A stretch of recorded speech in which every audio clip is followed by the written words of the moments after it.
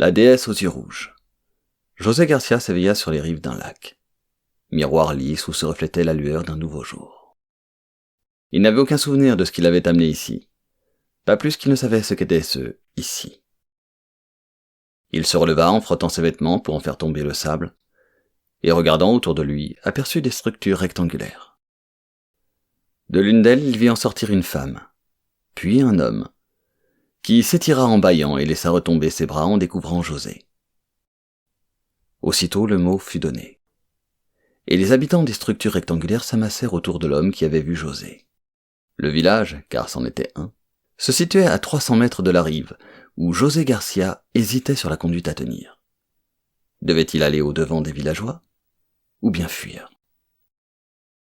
L'homme qu'il avait vu en premier s'avança vers lui, seul, et José décida de l'attendre. Il était de taille moyenne, petit même par rapport à José. Il s'arrêta à 5 mètres de lui, et fit un signe de paix de la main.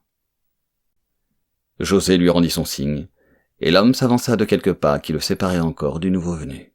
« Paix sur toi, ami. »« Paix sur toi aussi, merci. » répondit José, qui en profita pour demander dans la foulée. « Où suis-je » ?« Viens. » l'invita l'homme pour toute réponse, qui se tourna vers son village et attendit qu'il lui emboîte le pas. José hésita un instant, puis le suivit.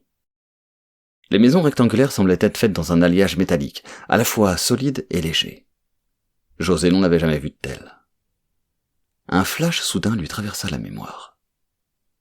Il était sur un navire, battant pavillon espagnol. Sur le pont, les hommes nettoyaient leurs armes. Pistolets à rouet, hallebardes, arquebuses, épées. Suis-je sur le nouveau continent ? Le villageois le regarda sans répondre, ne semblant pas comprendre le sens de sa question. Il l'amena au centre du village, où les villageois l'attendaient autour d'une statue. Celle-ci représentait une femme aux yeux rubis, aux doigts palmés et aux jambes écailleuses. José regarda vers le lac, et un nouveau flash le traversa. Il était sur un cheval.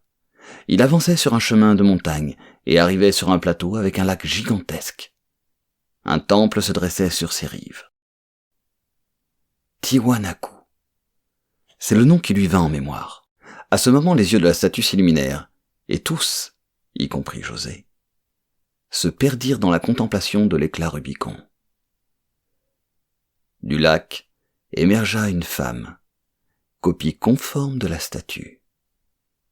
Elle ondula autour des villageois qui ne bougeaient pas, hypnotisés par la lueur rouge. Elle s'approcha de José, fit glisser sur son corps ses doigts aux phalanges palmées, et s'empara de son menton pour plonger ses yeux dans les siens. Oublie tout, esclave, serre-moi, vénère-moi. Oui, déesse, répondit José d'une voix hébétée.